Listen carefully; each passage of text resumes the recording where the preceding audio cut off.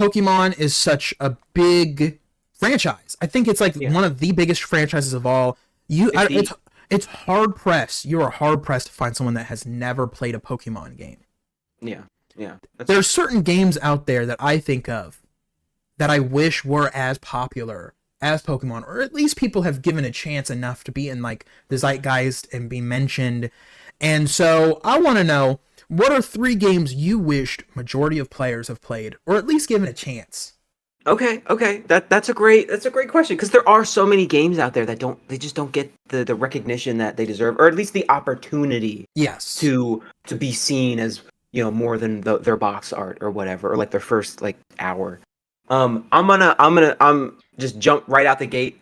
Okami, the first Okami, Oh, the original okay, Okami. okay, okay, okay. That I don't understand why people don't like more people don't like that game, or at least haven't played it, because everyone that I have ever talked to who's actually sat down and played through that game loves it. And Yeah. anyone who's ever played a Zelda game loves it. It's literally like traditional Japanese art and mythology Zelda. And even more so in that. It's such a beautiful game, like all around, like everywhere. 10 out of 10 everywhere. But it starts slow. It starts off really Mm-hmm. slow. Yeah, and if you're not invested, if you're not allowing yourself to kind of get into the story and everything, I could see how you're like because it's one of those things where it's like you're there because like there's so much mystery in the world and there's Mm. so much that you're not privy to at the beginning, but by the end of the game, and like you don't have to force yourself to get there, it's very much like it's very natural. But by the end of the game, it's like it's completely different. You have so much more tools to work with. There's so many secrets and places you never would have thought, and the way it all comes together with the world, it's beautiful, man. I think um what stopped me from checking it out when I originally saw it mhm. was Legend of Zelda. Yeah, Because yeah. I played, granted, I was a kid. I played Twilight Princess, and I hated every single time I was in the wolf. Every Oh, single I time I was see. in the wolf having to Oh do stuff, man. I was like, I just want to get through this so I can go back to normal. And maybe it was because I was a kid. I should probably give it a fair shake, you know, now that I'm an adult. But Yeah. looking at that game, seeing Amaterasu, and I'm like, this just looks like a full game of being in the wolf link. I don't want to do this. Wow. I never thought of that because that's a great point because they came out around. I mean, they were both on the Wii and on the GameCube, or it wasn't on the GameCube. It was on the PS2. So yeah, it's like the same era of gaming. Um, so that makes like so much sense. I could totally see like if you're not down with Twilight Princess and if you owned a Wii, chances are you're at least trying to play Twilight Princess. Yeah. Um, and yeah, most people like they look at that and it's like, oh, it's just a wolf. I'd rather actually play a real Zelda game than this fake Zelda game. Um, but it's not. It's so much than like its parts. Can you It's say that really again? Can you say that again? it's so much more than just the sum of its parts, right? Mm. It's you really. It's difficult to describe without You playing it yourself. you are an aficionado of good taste, Oh, thank you. and seeing in your house a big statue from the game, I feel like that makes an impression on me. Like, oh, this must be a really good game. Yeah, yeah, I appreciate that. 'Cause I mean, like honestly, I'm not gonna go out of my way and do something like that unless it's something that like really affected me. And I sat down, I beat that game, and I cried because it's like it's got a great story and it's like sincerely like beautiful and it's got a great like there's I'm not saying it's a perfect game. It's not a perfect, but it's such a great game. It really deserves more attention. I think if more people played it, people would expose themselves more to like what real art looks like in a video game, Mm. both like like visually and as a medium itself. So it hurts me so much. And then I'm gonna keep ranting about this. Like I remember back like when Game Grumps was first starting. Here I go bringing up Game Grumps again. Uh, and I remember You kind them of look like Aaron dogging on it. Hansen. Don't You kind of look like Aaron don't you Hansen. ever don't you ever Does that make me um JonTron? you just start going down the list of slurs. But like I remember because this is exactly what I was talking about because Ego Raptor, he was saying how like that game that it's just the same thing over and over. It's the same boss fight. You do fight the same boss 3 times, but they are hours and hours apart, and there's like a real legitimate story reason for it. Like it makes so much sense. It's there for a reason. And it's not just the same fight. There's addition. And that like that's glossing over so much more. Like you're when people don't engage with that game, it's like it's just so obvious. They're looking at the surface detail.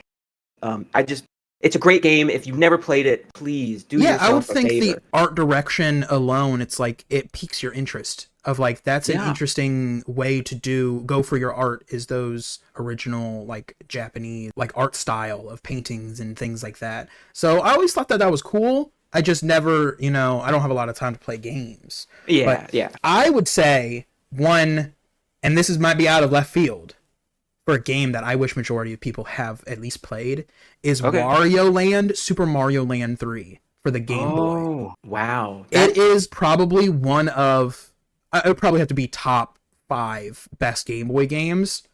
Mm-hmm. Because Pokemon's on, like, it can't be the biggest, but like, it literally legitimately is an amazing and in-depth game when you get into it. And I might be a little bit biased because when I first got my Game Boy SP, the only games I had was Pokemon Yellow and Wario Land, Super Mario Land 3. But when you like try to like actually get into it, maybe 100% or like get more of like the treasure and figure all that stuff out, it's more intricate than if you just run through it, Yeah, is that the one with the rabbit ears? You get like the carrot. You get that's 2, I think. You get like a dragon and you get a bull. Oh, Raging Bull? Yeah, you're like Raging Bull, and you're trying to get. It's like it really is the precursor to Wario World. Really? It's a 2D. It's a 2D Wario World. You're like trying to like get money to like get your own castle and stuff. Wait, okay, I know. All right, you're playing through Mario Land 3, but it's your Wario. It's his first appearance. It's his first appearance as Wario, and that's probably why it's called Wario Land Super Mario Land 3 to actually sell it. Yeah, but it's good. It's good. Yeah, no, a lot of the Wario games are pretty good. Oh, absolutely. I feel like they're like I don't want to say they're hidden gems, but like they're not as looked at as fondly as like the main Mario stuff. Obviously, like that makes sense because it is kind of a spin-off. But like when people talk about Wario games, they're either talking about WarioWare or they're talking about Wario Land 4, on the GBA. Oh, okay. I don't hear anyone ever talking about Mario Land 3 and bringing all that stuff up. So. Genuinely, it's a gem. And I know a lot of the days, people do emulation, people go back. There's no reason to really play most Game Boy games. It's kind of like being like, oh yeah, I got the Atari games. Are you actually sitting down to play Atari games? Like, really? Right. But I think that's genuinely a 2D platformer that deserves some attention, especially in a sea of 2D platformers, because that's all there really was on the Game Boy. Yeah. Yeah, the Mary-Kate and Ashley Magical Mystery Tour on Game Boy. Who's playing that? Mary-Kate and Ashley were with the Beatles? Yeah. Damn, that's crazy. That's crazy. Hello, Ashley. Oh my God, it's the Beatles. Are you ready for a mystery tour? Do I sound like him? I'm not good with I'm not good with impressions. Yeah, no, I know I knew you were doing. I wanted to talk about kid pics in there somehow. Yeah. Paint a picture. Paint a picture for me, Ringo. I'm Ringo. I'm gonna paint a picture. You sound like Jamie Foxx. I'm not good with impressions. That's the only thing I can't do is impressions. Yeah. Another one I want to talk about, and then maybe we'll get into another one of yours. Is genuinely the original SpongeBob the Movie video game. Oh yeah, it is that game's awesome. Such a banger, and it's weird because I feel like I'm in the Twilight Zone. When everyone talks about SpongeBob games, they only ever talk about Battle for Bikini Bottom. And genuinely, it doesn't even hold a candle to the movie video game. It blows it out of the water, no pun intended. Really? The movie game is so good, and it's the same engine and everything. Yeah. But the story is better. You're not just fighting random robots, you're trying to get to Shell City. And the way they do the levels to get there, like in the trench and all that stuff, all those racing levels and stuff like that. It's genuinely a fun time that never stops. And I feel like playing Battle for Bikini Bottom again when they did the remaster, the rehydrated version or whatever. Yeah. It felt kind of like a slog. And then I was like, oh yeah. It felt like slop, and I was like, did I imagine liking Battle for Bikini Bottom? I feel like a good chunk of the game is good, but it's such a slow start. You have to really give yourself an investation, like invested into the game. And I Mhm. feel like we only did that as kids with these kind of games because any game you played, you had to be invested in. That's the only game you got. You only got like Yeah, one or two that's or three fair. games. You That's rented this fair. for a weekend. So you're almost 100% and you're giving your full attention to like any game of that era.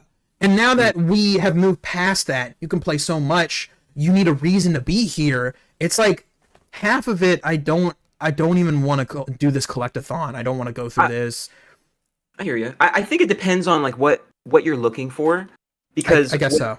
with the movie game, I mean it's great. It's like significantly harder than Battle for Bikini Bottom. Like Yeah, it's yeah. not an easy game even as an adult. Yes. I never Yes. beat it as a kid. Like Oh, I I beat it got as a to the kid. last level and I was like, I it took me hours to get through like when you're coming back to Bikini Bottom and like you're Mm. smashing the TVs and everything. That was awful for me as a kid. But like it does a great job at following the movie and hitting all those beats. So you're actually it's like you're kind of experiencing the movie. You're Yeah. with even more on top of that, And it's one of the which is best really movies of awesome. all time. You're Yeah, experiencing yourself one of the best movies of all time absolutely, absolutely. compared to Battle for Bikini Bottom, where it's just like, oh, I made robots of Squidward, or I made a robot of Sandy, and you got to beat it, and oh, he's trying to take over. It's like It, I need more it urgency. I need more urgency. I hear you. I do think the movie game does a great job with urgency, especially with like the slide levels and like the driving Mm. levels, because it feels like we gotta go. We're Yeah, going. We're going. yeah, We only we are have so much going. time left, and you know where you're at in the movie too. So like that kind of helps keep that Yeah, pacing it's up. like the peak of those type of games because you can't say that for the Polar Express game, even though you're going through the motions of the movie. It's like what I don't even know why I'm here, like whatever. But it genuinely feels like an action packed wild adventure. And It I does. just don't get that as much for smashing tikis on Battle for Bikini Bottom. Granted, I will put a disclaimer here. I am in one of the majority of people, a minority of people that like Revenge of the Flying Dutchman. I do too. I do too. So maybe Yeah. a lot of people like hit on that game. So maybe I'm like not aligned with the general public. But I'm not No, who saying cares? Battle for Bikini Bottom is a bad game. I just with how much praise and push for it to get remastered and loved so much, even though it got remastered and was like, yeah, this is awesome, and nobody played it. You should have given that love to the original SpongeBob the movie game, given it I damn flowers.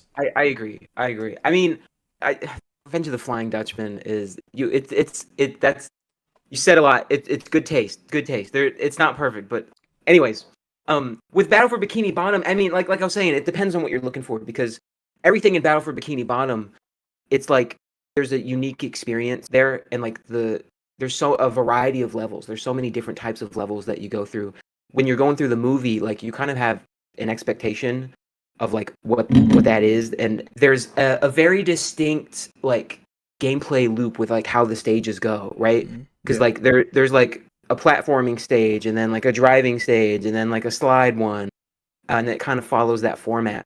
But with Battle for Bikini Bottom, it's like here's the beach level, here's the the rock bottom level, and within that we have those different elements sprinkled throughout. You know. And what I think is if you have expectations and you exceed the expectations, Mm. that's way better than having no expectations and still being okay. Yeah, I agree. I agree. You have such high standards for this is literally you're playing the SpongeBob movie from 2004 and as a kid you're like, "Whoa." And then you play the game and you're having just as much fun. I feel like that is more accolades. There's more merit to that than, having a good time with no expectations. I But hear you. I hear you. again, they're both good. I'm not saying that one is. I'm just saying if Oh one yeah, yeah. deserves flowers, this one also deserves flowers. And Absolutely. and don't even get me started on lights, camera, pants. Now, do you have another game that you wish majority of players had played or at least given a chance? Yeah. Okay. This one's a little out of left field, I guess. Maybe Stalker Shadow of Chernobyl, the first Stalker game Oh, the on first PC. one. Yeah. I feel there's obviously like a lot of people who do know about it, Hmm. and like especially like PC gamers, people like that who've been on for like decades. They know about it. They might have played it. I feel like you have to be of a certain disposition to go, oh, like to like look at that game and go, oh, this is awesome. because it really is kind of like an open, irradiated Russian sandbox where there's like so many dynamic elements throughout the game that it's like you could have somewhat of a unique experience every time. And there's so many other things going on in the background, like with the story and how all that comes together. But like, I'm not saying it's like the most complicated or complex story or most like incredible game ever. But for the time and the way you can like interact with the world, it's kind of incredible even now, going back and playing it. Like I played it in the last few years, or at least I like started it again just to play a little bit, just to get that itch going. And it's one of those games where it's like, if you're not playing it, and this isn't me being like an elitist, but if you're not playing it on the hardest difficulty, you're not really playing it right, because the whole purpose is that survival and that kind of realism aspect. So like headshots are like one hit kills even on the enemies and on you. But like that's the way the game mechanics are fit around that. So you're like going around like fighting like all these. There's so many different groups. It's like New Vegas. Oh my god, it's like just like New Vegas, but you're at Chernobyl. Yeah, I just wanted to say, like, it seems like it's the same exact thing where it came out in 2007, and just around the same time Fallout 3 came out, and so it probably eclipsed it. But I've seen it around. I got more of like an idea of what this was because I never heard of it until the second one came out recently, like a bit ago, maybe like a year ago. Well, I don't know why they called it Stalker 2 because there's 3 games before that. Yeah, and then when I was like, oh, let me try and play, it got really confusing, and then I didn't play any of them. I was like, I don't know if I need to play them in order or something, or if it's like Fallout where it's like you can play either one. Yeah. But it's weird because it's there, and it seems like it would be right up my alley because I feel the exact same way about Metro. Oh yeah. They're and Metro got a lot of its stuff from Stalker. Like they're connected like that, you know. So yeah, I think if you took the time to engage with it, you'd love it. Yeah, I absolutely love Metro. Like everything about Metro, and that is also one where it's like, yeah, you got to play it on like the hardest difficulty because of the trying to manage your ammo and manage all of this other stuff. That's what gives it kind of the reason to play it. Yeah, it's the sauce. Because you're there for the open world immersion. The story is like okay, but you're really there for the world. And if you're not fully immersed into the world, then what are we doing here? Absolutely. And I don't say that about a lot of games, but it's specifically like that. It's like if they're throwing you into a world where it's like it's kind of like that sandbox experience a little bit. Like there's a story, there's a direction. It's not completely free reign, but you're given the tools to kind of do your thing. However you see fit, and like there's secrets all over the place. It's like you have to be able to engage with it and engage with the world. And the only way you're going to do that is if you're playing at the hardest difficulty and you're like really taking advantage of all the mechanics and like talking to people, trading, like, balancing your radiation and your weight and like so many different things. It's just like I've never played a game like that has made me like so determined and meticulously like sit down with it and engage with it like that before, because it's just I don't know, it's one of those games like the more you invest into it, the more you really get out of it, but there's never a point where you're forcing it because it is just sincerely a really good game. So that's what I'm gonna say, and outside of that, it's just really influential, and like you can see so many other games in it, like you're saying with Metro. Like we wouldn't have Metro without Stalker. Whatever. Did you got another one? My last one. Okay. And this, if you know me, you kind of know, but it's a little outside of the box, more like outside of the cube. It's Cubert. It's Transformers War for Cybertron. Oh. It's Transformers War for Cybertron is genuinely one of the best games I've ever played in a multiplayer, in a community standpoint. Yeah. There's not a lot besides me just glazing and really loving this game. Is like break it down. Not only is because I never cared about Transformers, that was before my time. Yeah. So playing this, going through the actual story, and the story is it's War for Cybertron. You're on Cybertron. You're fighting. It's before they decide to go to Earth and do all this campy stuff. Is amazing. The customization, the character creation for online with the different weapons, the different stuff, and the different modes. Because you could just play multiplayer, like, you know, killing each other, but you can also play basically like a zombies wave version where you have to buy doors and stuff. Oh, I didn't know that. Yeah, and it's like it's different than that one because if a door is like 3,000, you can put down like 1,000, and then someone else can put like some points in there, so you can like help each other out to work together and stuff like that. It's genuinely like everything in that game was peak. Everything in that game was peak, and it was so short lived that I hopefully there's like a dedicated fan base somewhere that keeps some things up. But yeah, man, and I never played, you know, the other ones after that. Maybe because I was just so much into the first one, but the first one knocked it out of the park.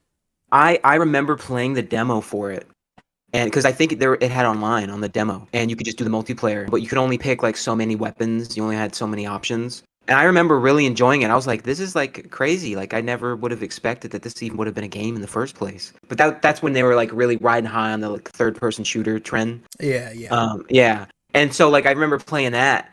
Actually, I might have rented it or something. I don't know, because I remember playing some of the campaign too, and really enjoying it. But I didn't really after that. Yeah, I it just kind of tapered off because they just kept, you know, they had like 2 more or something. Yeah. But it's on PC, and there's like they got dedicated fan servers where people go and play. So maybe we should hop in on that. Maybe I feel that because I found the dedicated servers for like Brutal Legend, and that's the thing. Oh yeah, you know, so people will still hold on to a nugget of some kind of fun in a time capsule. Yeah, thankfully. And speaking of like multiplayers that were amazing and a little bit ahead of its time but died out way too quickly, I want to give a quick shout out to Duke Nukem Forever. I want to give a quick shout out. Man, you just lost everyone. You just lost the entire audience. The multiplayer in Duke Nukem Forever was genuinely fun. It was like Call of Duty Quake. Yeah, it was like Call of Duty Quake, and with the guns and stuff in there. So it's like, okay, you're doing that. You're throwing pipe bombs and setting them off with your car alarm clicker, and you know, I'm just saying it was fun for the time being. Was the game good? Hell no, the game's not good. But I had some genuine fun moments on the multiplayer. That's all I'm gonna say. Just an honorable mention. All right. So this isn't. I feel like this is a game a lot of people have played. Okay. I will not say that this is obscure at all or people never gave it a chance. I don't think enough people have given it a chance. I think there's some discourse here, but I'm gonna say Sonic Adventure 1. Oh, the first Sonic Adventure. Okay. Because obviously everyone knows what that game is, but if you're watching this video, have you actually sat down and played it? Have you actually sat down and played the original? Because most people, when they're talking about it, they've played the DX, the director's cut, right? Right. Which is it's like the worst way to play that game. They did not optimize it at all. It was like a rush mix. They were just slapping it together. That's why it's so buggy. And if you go back and you compare it, and there's videos out there where they like break down the differences and like why you should actually play the Dreamcast version, or if you're playing it on PC, you know, you mod it so it's more like the Dreamcast one. It's so much more than what people have made it out to be. There's such an attention to detail of like, I feel like I'm doing myself dirty if I'm going to sit here and talk about the lore. Hey, do your thing, because honestly, when a lot of people, it's because they care about Sonic Adventure 2 more. Yeah. Because, you know, Shadow's in there, and then the Chow Garden's better. But yeah, being reintroduced to it, because I played it as a kid, being reintroduced to it when we first started our channel, and you were playing through the different ones, and that was like one of the first things. It wasn't the first Let's Play that we recorded, but it was one of the first series that you did, and really sitting there seeing like what happens to all of the characters. There's like an emotional weight to a lot of the stuff. Yeah, like sincerely, like it takes itself seriously enough, so you are invested in the story, you know, and you're getting everyone's perspective. There's this constant interweaving plot. So when you're going through, and no one wants to play as Big the Cat, but like what you play for him, like for what 15 minutes? It's like whatever, like who cares? And at like the end of the game is awesome. Like the way they use the music to fit in with the boss fight and everything, and the way music is used throughout the whole thing.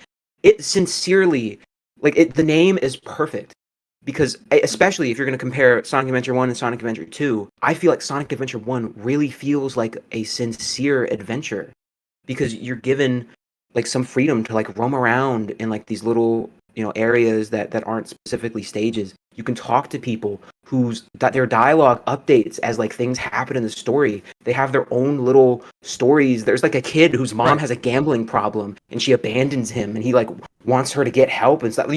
That's all there in the background. You don't Yeah. have to engage with that at all. And there's so many other modes. They like put like some of the Game Gear games in there.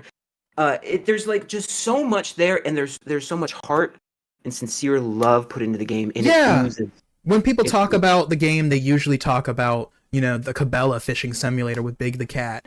But yeah, genuinely, seeing all of Gamma's whole adventure through yeah, figuring out like what he wants to do and his emotions with, his kind of brothers that were before him that are just being used as scrap, but he yeah. feels sad for them and Having to kill having them. having to kill them and becoming friends with Amy and all of this stuff, and at the end, spoiler alert, sacrificing kind of himself so the bird family can be whole again, because at the end of the day, all Dr. Robotnik's robots are Understandable. animals. Yeah, It almost made me cry. It was kind of like, wow, yeah, I didn't mean to feel these feelings while playing a damn Sonic game. yes, yes. And no one expects that, but you're not gonna get that unless you actually sit down and play through the game yourself, or at Yeah. least you're playing it with someone. Yeah. And I'm bringing it up again. F***ing Game Grumps ruining an entire generation of people and making them think that that is a bad game. That, and I mean, there was other people. They're not the only ones to blame for that. But You have a that vendetta or online, something. I do, man. I do, because when I hear a take like that, when it's so obvious you haven't actually engaged with what you're talking about, it's you're just, you come off as something else. You People come off as like kind of half of it is it's the internet, so it's more yeah, engaging to like make fun of something, put something down, than to genuinely give your heart out and be like, wow, this really impacted me. You're not going to get as much views. yeah, But yeah, I feel you. A lot of content creators can skew in people's opinion on things, whether for a good reason or for a bad reason. And yeah, I do think, seeing as Sonic Adventure mainly is on the Dreamcast, it is left in the dust. yeah, It's yeah, it's it's it's in its time capsule. And there's dedicated people that love the Dreamcast, but there's dedicated people that are like, okay, well, I'm gonna play the more available version, which is the DX Director's Cut on the GameCube, because yeah, more people had a yeah. GameCube than they had the. To be honest, that's how I played it when I was a kid. I played through the whole thing. And like, yeah, maybe it was buggy here and there, but like the core experience is still there. That heart is still there.